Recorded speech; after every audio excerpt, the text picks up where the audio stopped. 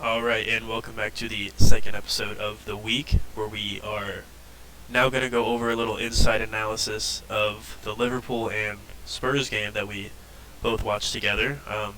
Drove down to watch it with Jamie, had a good time, had a couple of Heinekens. It was a good time, As you do. As you yes, do. as you do. And let's just say it was a roller coaster, to say the least. Yeah. Also, the privilege of watching it with your father, which was a good time. Of hearing him talk Yeah. about Gary Neville throughout the whole game. Gary Neville, he went on Jimmy Carragher at one bit. He had to go. I tried to let him have a go at Gary Lineker, but he did. And then you got to see the Sky um, commentary, which is probably better than the American, even though Yeah. Gary Neville. Yep. I gotta love Tim Howard. Yep. Yep. You Yep. can see why I became a Spurs fan, though, right? When you get watching with him saying all that, Yeah. you should see him when Danny Rose used to play. Did not like the guy. Didn't used to like Ben Davies either. But yeah, I mean, I guess we'll start at the top of the game. Heineken's were open. Actually, Heineken's were not open. You were walking in from the garage when I brought in Curtis bad Jones juju. scored the first one. I brought Yep, in he bad walked juju. in. Walk in the first 2 minutes. It was crap, you know. Petroport completely lost his man at the back post. Just forgot that he was supposed to defend and went to join the guy with how Forster, how Romero, how Poro don't turn their neck, how Kulishevsky doesn't yell, "Hey, Poro, turn around." It's beyond me. And he just lets his man open the back post to make it 1-0. Defensive mistake. Second Yeah. goal. Uh, we're talking 5 minutes into the game. Diaz, Romero's not tight enough to him. Dyer doesn't track back, just lazy tracking back. 2-0. Forster can't do a thing, and I don't blame him. And then we're crap, we're super crap. We're fully in control of the game, and Romero gets away a penalty, and Romero's out of form. They're all out of form in that back. And then you can't play well in the back line when no one's playing well. Um, Foul. Sulla actually puts away the penalty. Just Yeah, it it almost was the hit the crossbar. crossbar and went out. Yeah. Yeah, that would have been nice. Would have changed everything. But then, yeah, Liverpool just slowed the game down, didn't they? They just played it at a snail's pace. They thought this game's over. Spurs look dead now. Gary Neville was on the commentary because he's such an amazing coach himself, talking about how these players need to refund tickets again, or how he would coach them better, and that how this is the story of Spurs and Kane's no leave. Well, he talked for like half an hour, and eventually, we got a chance. Perisic got the ball down the left side of the field. The ball played through by Højbjerg, and he sat Virgil van Dijk Tore down. him a new one. It was beautiful. Tore him a new one. Perisic played his best game in the Spurs shirt. It's kind of funny when he's a defender and his best game. He'll score four. But Yeah. yeah, he put an excellent ball. Kane puts it through Allison's legs. 3-1. We go in a half. It's looking good. I think we hit the post once or twice with It Son was in the first half. 3 times. Oh no, twice in the first half. But Like 3 times in the second half. It was ridiculous. Spurs have a lot of unluckiness against Liverpool away. Liverpool has now scored 3 last-minute goals, injury time winner goals, in the last 3 years at Anfield to beat Spurs. I'm very tired of playing them. But you have to play them every year, right? And yeah. then the game is dead for most of the second half. Spurs were kind of in it, but Liverpool were just controlling the game. Spurs hit the post a few times, one of them bounces, and the whole game changes. Eventually, Son got his chance. I believe a through ball through by Hair. No, Romero. Romero put a great ball through. Yes. Put Son through. Excellent first touch. Just dinked it around Allison. Just. And it's 3-2. Liverpool are on their heels. We're attacking. Just can't seem to put it in the back of the net. So Ryan Mason throws on the Calvary, throws on Richarlison, throws on Danjuma, and throws on Lucas Moura. All the attacking players off the bench, which seems like a good idea. We get Milner fouls, I forget who, but he gets a yellow. Son puts an excellent ball. Richarlison scores his first ever Premier League goal for Spurs. The scenes, Richarlison's ripping his shirt off, everyone's going crazy. Only for Spurs to concede 90 seconds later, based off Lucas Moura doing the stupidest thing he could possibly do and play Jota through. And we've seen so many parts of this game because Jota shouldn't even been on the pitch because he kicked Skip in the head, but Skip should have been on the pitch based on a foul on Diaz in the first Yeah. half. So, So, yeah, run me through your thoughts. um, as a somewhat neutral, since Spurs are technically my second team, disappointment. I could say honestly by both sides. Liverpool, they got the lead, but they couldn't keep it. And as soon as one goal came in, you can see how they were starting to leak goals. It wasn't pretty at all. Um, Mm. but Spurs, the first 15 minutes, they just leaked goals, not because of a reaction or anything. That's just how they naturally do it, unfortunately. Yeah. And it's really just because of the three-back you guys are playing.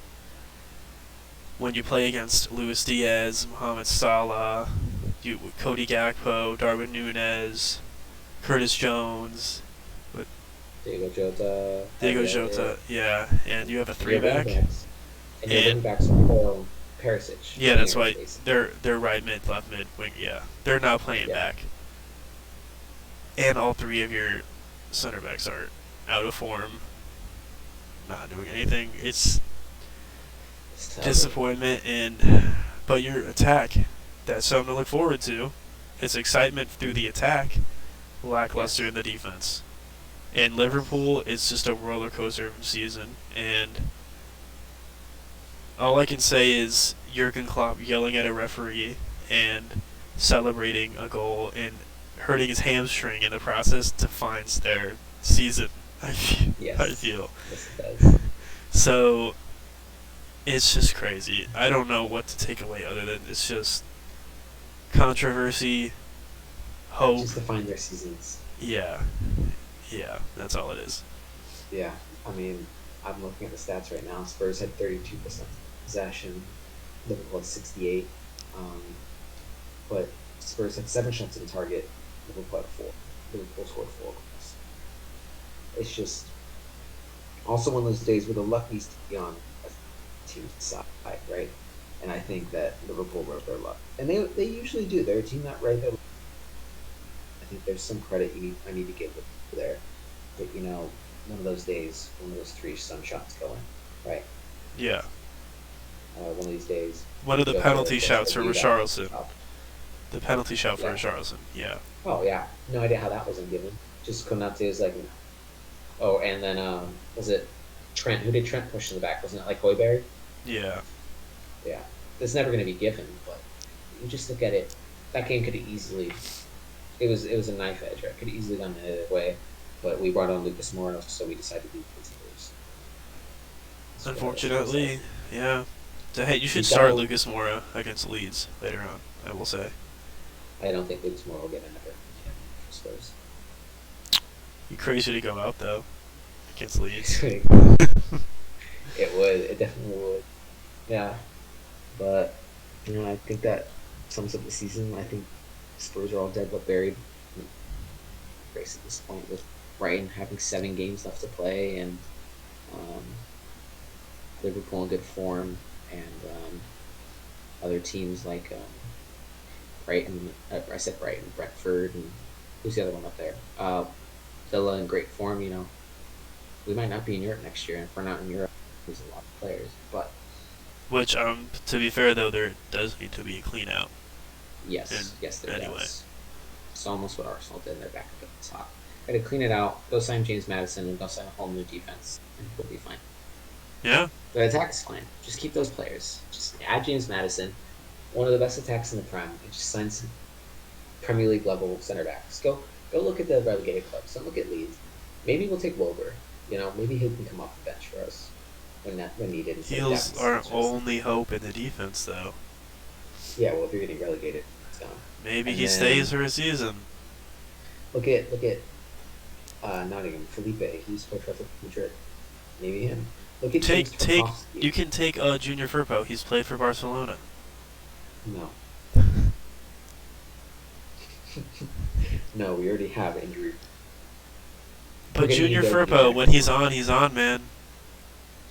I want Emerson back. Emersinho. Yeah. The best Fortunately. Brazilian fullback in the Prem probably is saying that, right? Um, who is the fullback that came from Real Betis?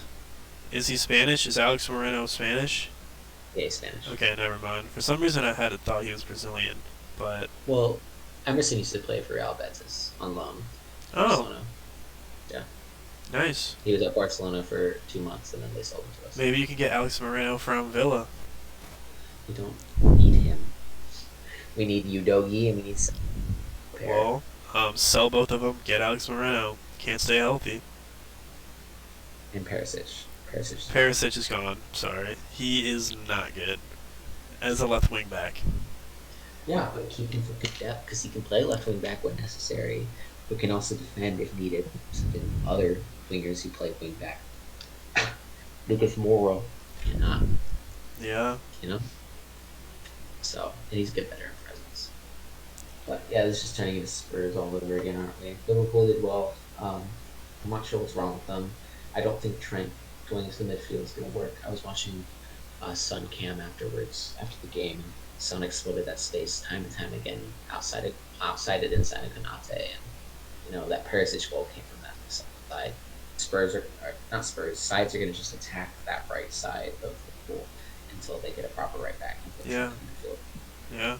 That's all they really need Yeah. to do. I think that'll solve their midfield problems a lot if they just bring Trent there. So Trent, Fabinho. we definitely know more than Jurgen. So Jurgen Klopp is just a man of voodoo and hope. I feel like everybody's out to get him, but he's out to. and pulled hamstrings. Yeah, exactly. All right. So, That's all of it. yeah, got nothing else to say? Nope. All right. No, that's it. All right. So, that's the end of this, and see you next week. See ya.